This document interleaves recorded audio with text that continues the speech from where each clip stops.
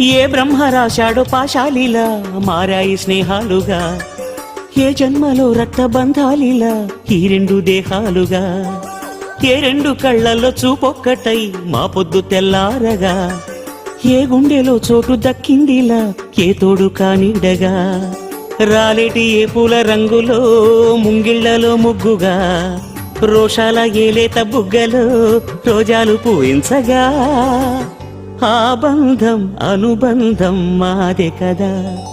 చిన్ని చిన్ని ఈ పువ్వులు చూసి జాబిలి నవ్వింది, సిరి వెన్నెల జల్లింది.